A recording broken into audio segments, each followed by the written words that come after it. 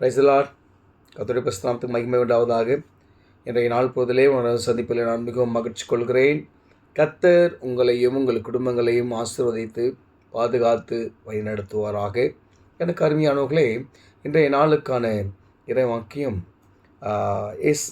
நம்முடைய வேதத்திலே நமக்கு அன்பு இயேசுவின் மேல் இருந்தது என்று சொன்னால் நாம் எப்படி இருப்போம் என்பதை நியாயாதிபதிகளிலே 5ஆம் அதிகாரம் 31ஆம் வசனத்திலே ஒரு விதமான புதுவிதமான ஒரு வார்த்தை அந்த இடத்துல உதிக்கிறது. அதை நான் உங்களுக்காக வாசிக்கிறேன் பாருங்கள். அவரில் அன்பு கூறுகிறவர்களோ வல்லமையோடு உதிக்கிற சூரியனை போல இருக்க கடவார்கள். இல்லை, கர்த்தரில் அன்பு கூறுகிறவர்கள் அவங்க என்ன பண்ணுவாங்கலாம், வல்லமையோடு உதிக்கிற சூரியனை போல இருப்பாங்களாம். நம்மளுக்கு தெரியும், உலகத்திலே எல்லாவித கோள்களையும் மனிதன் ஆராய்ந்து முடித்து விட்டான். இப்போது அடுத்தது சூரியன் கிட்ட தான். ஆனால் அதுக்கிட்ட நெருங்கவே முடியல. எப்பேற்பட்ட விஞ்ஞானிகளாக இருந்தாலும், நாசா, அமெரிக்கா சார்ந்த எதுவாக இருந்தாலும் சூரியனை ஆராய்ச்சி பண்ணணும்னு சொல்லி போகும்போது அது எல்லாமே அதனுடைய வெப்பத்தின் தாக்கத்தினாலே அது கிட்ட கூட நெருங்க முடியல.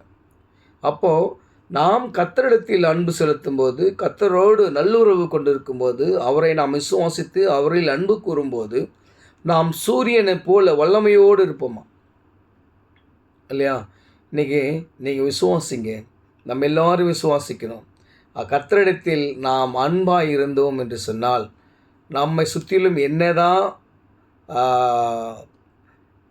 ஏதாவது சூழ்ச்சிகள் செய்தாலும் சரி, நமக்கு எதிராக ஒரு பார்வோனின் சேனையே திரண்டு நின்றாலும் சரி, நாம் கர்த்தரிடத்தில் அன்பாய் இருக்கும்போது அந்த அன்பின் வல்லமை நம்மை சூரியனை போல பிரகாசிக்கப்படும்.